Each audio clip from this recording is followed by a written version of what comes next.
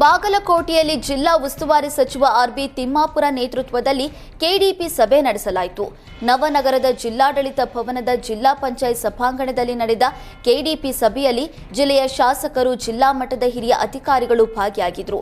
ಈ ವೇಳೆ ಸಮರ್ಪಕ ಮಾಹಿತಿ ನೀಡದ ವಿವಿಧ ಇಲಾಖೆ ಅಧಿಕಾರಿಗಳ ವಿರುದ್ಧ ಸಚಿವ ತಿಮ್ಮಾಪುರ ಮತ್ತು ಶಾಸಕ ಜೆ.ಟಿ. ಪಾಟೀಲ್ ಹರಿಹಾಯ್ದಿದ್ದಾರೆ.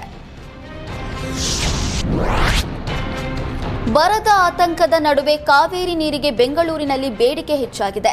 2024ರಲ್ಲಿ ಒಂದೇ ವರ್ಷ ಬರೋಬ್ಬರಿ 58,000 ಅರ್ಜಿ ಸಲ್ಲಿಕೆಯಾಗಿದೆ.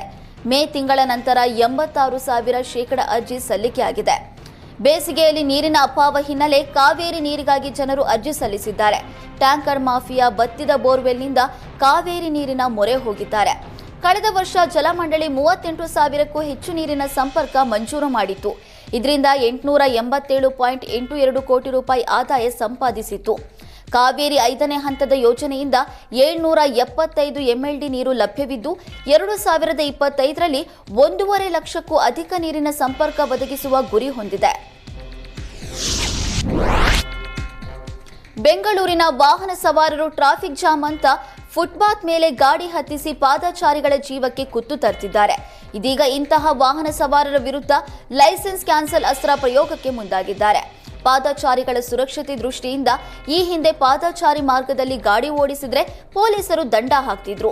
ಆದರೆ ದಂಡ ಹಾಕಿ ವಿಶೇಷ ಡ್ರೈವ್ ಮಾಡಿದ್ರು ಸವಾರರು ಕೇರ್ ಮಾಡ್ತಿಲ್ಲ. ಹೀಗಾಗಿ ಮೊದಲ ಬಾರಿಗೆ ದಂಡ ಹಾಕಿ ಮತ್ತೆ ಸಿಕ್ಕಿಬಿದ್ರೆ ಆರ್ಟಿಒಗೆ ಲೈಸೆನ್ಸ್ ಕ್ಯಾನ್ಸಲ್ ಮಾಡುವಂತೆ ಶಿಫಾರಸು ಮಾಡಲಾಗುತ್ತೆ. ಈ ಬಗ್ಗೆ ಹಿರಿಯ ಅಧಿಕಾರಿಗಳ ಸಭೆಯಲ್ಲಿ ನಿರ್ಧಾರ ಮಾಡಲಾಗಿದೆ.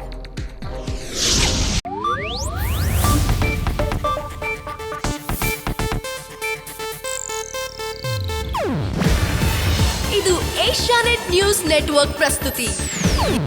ನೀವು ನೋಡ್ತಿದ್ದೀರಾ ಏಷ್ಯಾನೆಟ್ ಸುವರ್ಣ ನ್ಯೂಸ್.